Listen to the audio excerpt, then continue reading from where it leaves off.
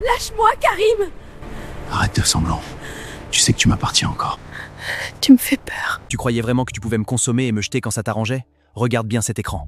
Soit tu montes Samman dans cette voiture, soit j'envoie ces vidéos de nos soirées privées à ton petit étudiant. On va voir s'il t'aime encore quand il saura qui tu es vraiment. L'aéroport de Douala, un lundi matin.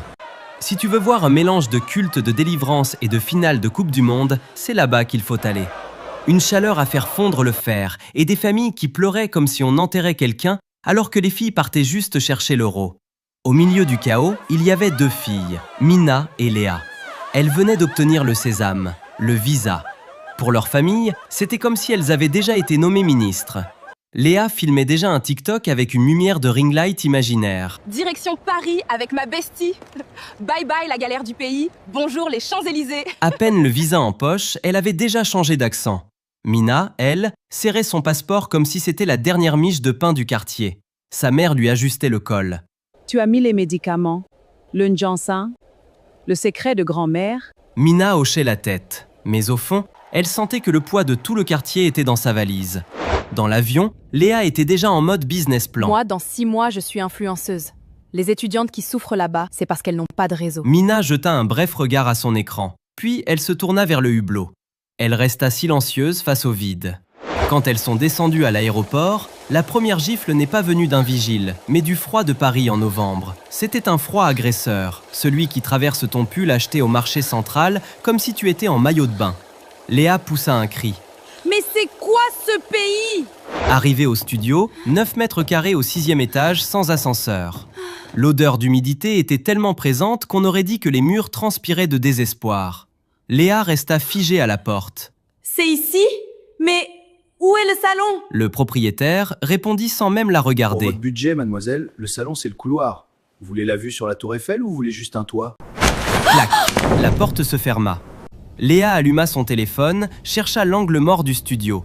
Clic, photo, filtre, petit sourire de star. Post Instagram. Mon nouveau cocon parisien. La vie de château commence. Sur l'écran, c'était le luxe. Dans la chambre, ça sentait le renfermé et la panique. Le mensonge avait commencé. À la fin du premier mois, la réalité rattrapa le filtre Instagram. L'argent des parents s'évaporait plus vite qu'une promesse politique.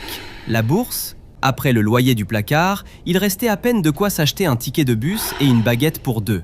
Un soir, Mina comptait les pièces de 1 et 2 centimes sur la table. À côté d'elle, Léa supprimait discrètement une story. « Pourquoi tu enlèves ça ?» demanda Mina. « Ma mère regarde mes réseaux. Si elle voit qu'on mange encore des pâtes, elle va faire une crise de tension au quartier. » Elle força un sourire. Mais cette nuit-là, Mina l'entendit pleurer sous sa couette. Pour la première fois, elle comprit que même Léa avait peur. Le lendemain, Mina décida que la fierté ne remplit pas l'estomac. Elle fit le tour des commerces du quartier. 10 refus en 3 heures. Les gens la regardaient comme si elle avait la peste. Finalement, elle s'arrêta devant un restaurant qui fermait à 2 heures du matin. Le patron la toisa. Ici, petite, on ne fait pas de selfies. C'est la vaisselle, les poubelles et le sol. Tu commences ce soir. À 2 heures du matin, Mina avait les mains rouges, décapée par l'eau de Javel. Dans le dernier bus, une femme se boucha carrément le nez en la voyant. Mina baissa les yeux, le cœur en miettes. Quand elle ouvrit la porte du studio, la musique vibrait. L'odeur du champagne avait remplacé l'humidité. Léa était assise sur son lit en pleine rigolade avec un homme, Karim. La trentaine bien entamée, le sourire de prédateur certifié. Voilà la studieuse. Oui, c'est notre Cendrillon. Elle croit encore que frotter des assiettes va lui donner le diplôme de millionnaire. Karim sourit légèrement. Tu travailles trop dur pour une fille aussi charmante. Je peux t'aider, sans rien demander en retour. Merci, ça ira. Mina sentit immédiatement quelque chose de sale derrière la phrase. Cette nuit-là, pendant que Léa dormait, elle ouvrit Instagram. Léa venait de poster « Champagne, vue sur Paris, robe noire, sourire parfait ».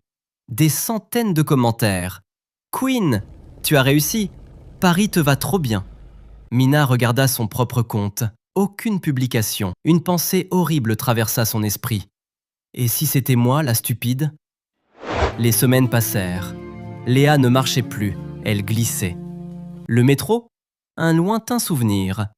Désormais, la diva ne sortait qu'en berline vitre teintée de Karim. Elle ne mangeait plus, elle dégustait.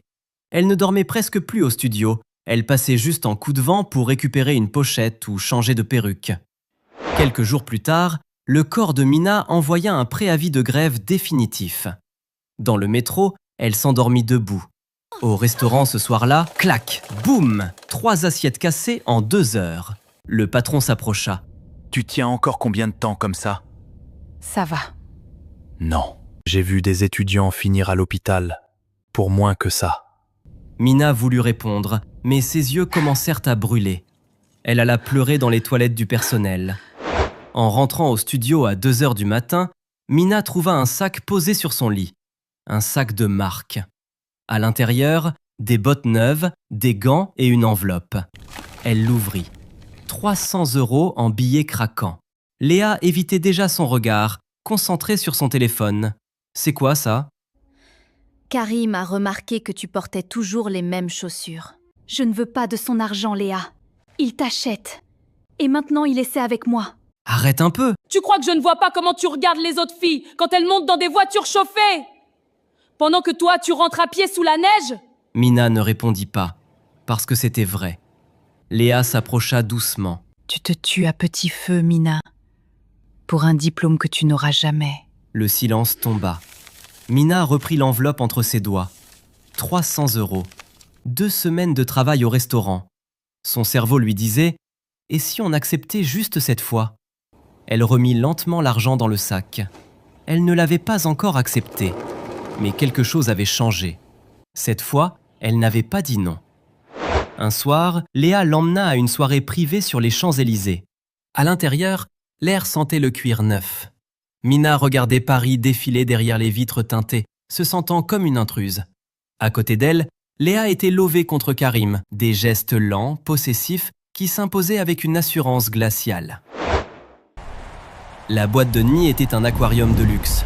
Musique qui cogne dans la poitrine, fumée parfumée, boissons à flot, et des regards qui te détaillent comme si tu étais un article en vitrine.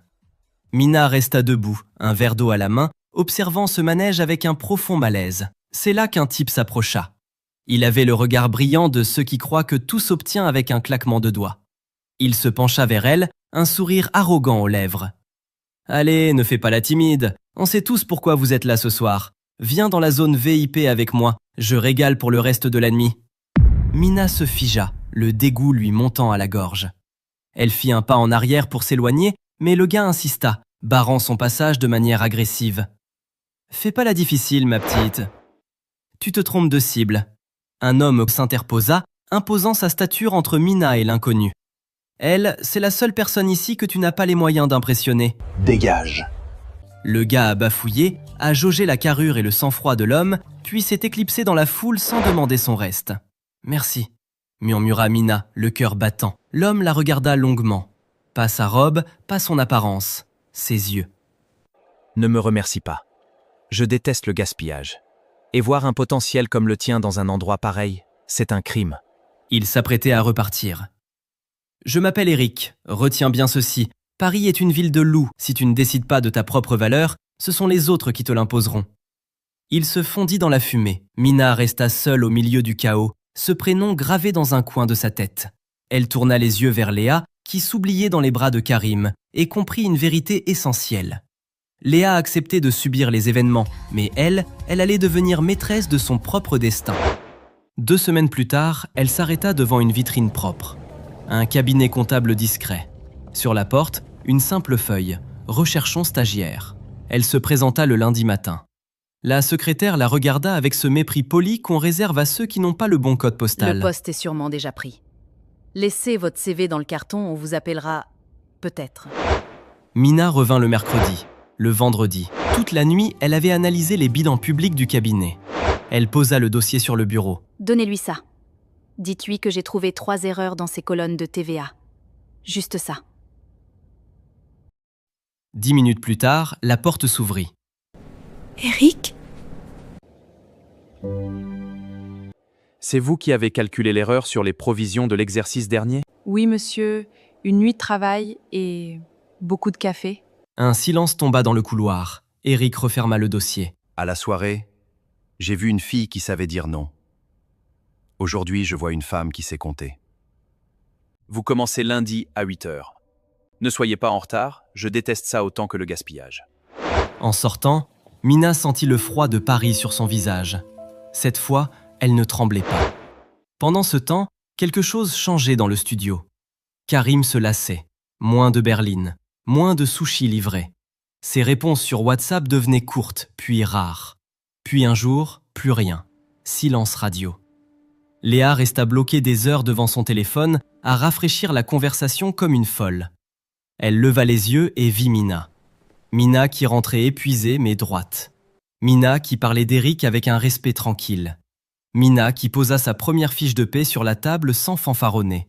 Ce soir-là, pour la première fois, Léa ne posta rien. Elle resta assise sur le lit, les jambes repliées contre elle, et murmura dans le noir. Mina, j'ai tout foiré. Mina s'arrêta dans l'encadrement de la porte, sans répondre tout de suite. Léa continua, la voix cassée. Je croyais que c'était ça, la vie, les voitures, les cadeaux, les stories. Maintenant, il ne répond même plus. Mina ne la serra pas dans ses bras. Elle ne lui dit pas « je t'avais prévenu ». Elle s'assit juste à côté d'elle, en silence. Tu veux vraiment changer, Léa? Ou tu veux juste que quelqu'un te sauve encore une fois? Léa pleura longtemps. Je veux plus être cette fille-là. Aide-moi, même si c'est dur. Le changement ne se fit pas dans les larmes, mais dans les petits détails. Léa rangea ses talons aiguilles au fond du placard et ressortit ses vieilles baskets du pays. Elle accepta un poste de caissière Voilà, dans une petite et bonne épicerie soirée. du 18e. Ce n'était pas la mine, mais pour la diva qui ne jurait que par les Champs-Élysées, scanner des boîtes de conserve 8 heures par jour était une sacrée leçon d'humilité. À l'université, elle arrêta de s'asseoir au fond de l'amphi pour se cacher derrière ses filtres. Elle se mit au premier rang. C'est là qu'elle rencontra Jordan. Calme, étudiant en master d'informatique, il vivait en coloc à Créteil. Pas de berline, pas de champagne. Juste des soirées à réviser ensemble sur la même petite table en bois du studio, partageant un dolé fait maison. Il l'aimait sans filtre, sans mensonge. Je t'aime, Léa. Pour la première fois, Léa se sentait vue, pas consommée. Mina l'observait de loin, sans rien dire. 3 semaines plus tard, alors que Léa sortait de son service à l'épicerie, une longue berline noire familière se gara le long du trottoir. La vitre teintée descendit. Karim était là, le sourire en coin, une liasse de billets négligemment posée sur le tableau de bord. Monte, j'ai réservé une table. Arrête tes bêtises. Tu as vu tes mains? Tu vaux mieux que ce boulot de misère. Léa s'arrêta. Elle regarda la voiture, puis Karim. Quelques mois plus tôt, elle aurait sauté sur le siège passager. Aujourd'hui, l'odeur du cuir neuf lui donnait la nausée. Elle ajusta son gilet d'épicerie et le regarda droit dans les yeux, la voix glaciale. « Garde ton argent, Karim. » Mes mains vont très bien, elles gagnent ce qu'elles dépensent. Je n'ai plus besoin de tes miettes ni de toi. Ne reviens plus jamais ici. Elle fit demi-tour sans attendre sa réponse. Derrière elle, le bruit sec du moteur qui accélère trahit la rage du prédateur piqué dans son ego. Le contre-coup ne se fit pas attendre. Le lendemain matin, le téléphone de Léa commença à vibrer frénétiquement. Des notifications WhatsApp en cascade. Des photos. Des vidéos intimes de moments qu'elle voulait effacer de sa mémoire, prises à son insu lors des fameuses soirées privées. Le message de Karim était sans équivoque. « Tu croyais que tu allais me jeter comme un malpropre ? Soit tu reviens sagement ce soir, soit j'envoie tout ça à ton petit étudiant de Créteil. On va voir s'il t'aime encore quand il saura qui tu es vraiment. » Léa s'effondra sur le lit, le corps secoué de tremblements. Elle se sentait sale, coupable, piégée. Mina, qui s'apprêtait à partir au cabinet, s'assit immédiatement à côté d'elle et lui prit le téléphone des mains. En lisant les messages, ses yeux se durcirent. Ne supprime rien, Léa. Rien du tout. Pas une seule ligne, pas une seule photo. Mina, il va détruire ma vie. Si Jordan voit ça. Jordan n'est pas Karim. On l'appelle. Tout de suite. Jordan arriva en moins d'une Léa, heure. qu'est-ce qui se passe? Je n'en peux plus, Jordan. Elle est bouleversée. Reste avec nous. Je suis là, je te protège. Face aux larmes de Léa et à la gravité des images, sa réaction ne fut pas la colère, mais une froide détermination. Il s'assit et sortit son ordinateur. « Je vais sécuriser tes comptes et faire une copie certifiée de l'historique de cette conversation pour que ce soit incontestable. Mais il nous faut un poids lourd pour porter plainte efficacement. » Je m'en occupe. Eric connaît les meilleurs avocats de la place.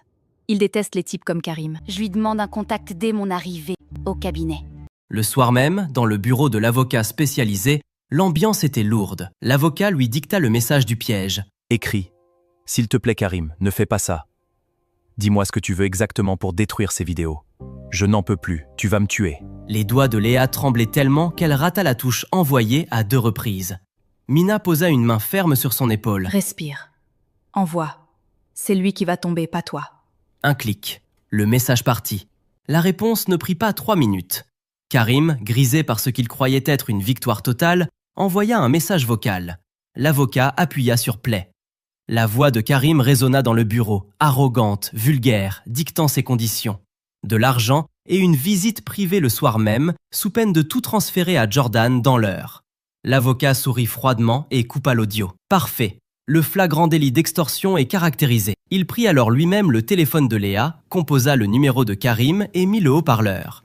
Tout le monde retint son souffle. « Allô, Léa ? Tu as enfin compris qui commande ? Monsieur Karim, bonsoir. » La voix de l'avocat était glaciale, chirurgicale. « Je suis Maître Laurent, avocat au barreau de Paris, conseil de Mademoiselle Léa. Je vous informe que votre dernier message vocal vient d'être enregistré, certifié par huissier, et qu'une plainte pour extorsion de fonds, chantage et cyberharcèlement est en cours de dépôt au commissariat. Au vu des peines encourues, Je vous conseille de supprimer immédiatement chaque fichier en votre possession si vous ne voulez pas passer votre fin de semaine en garde à vue. » Un silence de mort s'installa au bout du fil. On n'entendait plus que la respiration saccadée de Karim, dont l'assurance venait de voler en éclats. Sans dire un mot, il raccrocha.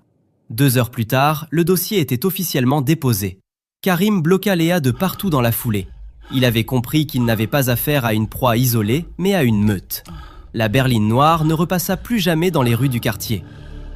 2 ans plus tard, à l'aéroport de Douala, Mina descendit de l'avion en premier. Tailleur impeccable, valise à roulettes, le regard calme de celle qui a construit sa vie marche après marche. Sa mère l'attendait derrière les barrières, les yeux brillants de fierté. Au même moment, un peu plus loin dans la cohue de l'aéroport, Léa s'avançait elle aussi. Elle tenait fermement ses bagages, son diplôme de licence en poche, tandis que Jordan marchait fièrement à ses côtés, la main posée dans son dos. Elle avait trouvé son propre chemin, un poste stable d'assistante administrative. Soudain, leurs regards se croisèrent. Le temps sembla s'arrêter une seconde. Puis, Léa lâcha la poignée de sa valise. Mina fit de même. Les 2 amies abandonnèrent leurs bagages au milieu du passage et coururent l'une vers l'autre, comme elles l'auraient fait au quartier. Elles se percutèrent dans une étreinte géante, se serrant à en perdre le souffle. Des éclats de rire fusionnèrent avec des larmes, des vrais. « Mina, regarde-nous !»« On l'a fait, Léa !» répondit Mina, les yeux brillants, en la serrant de plus belle. Jordan les rejoignit en souriant, ramassant discrètement les valises abandonnées, avant que Léa ne se blottisse à nouveau contre le flanc de sa meilleure amie. La mère de Mina, qui avait couru pour les rattraper, s'arrêta net en les voyant. Elle essuya une larme, sourit et murmura pour elle-même. « Regardez-moi ça, vous revenez bien plus solide. » Personne ne répondit. Il n'y avait rien à ajouter. Les 2 sœurs de galère se tenaient par la taille, fortes, unies, soudées par le souvenir du studio de 9 mètres carrés et leur victoire commune contre les loups de Paris. Si l'histoire de Mina et Léa vous a touché, mettez un cœur en commentaire pour soutenir la chaîne. Et dites-moi, avez-vous déjà rencontré un Karim dans votre vie? Et si vous étiez à la place de Jordan, vous auriez pardonné à Léa? Je lis tous vos commentaires. À très bientôt pour une nouvelle histoire.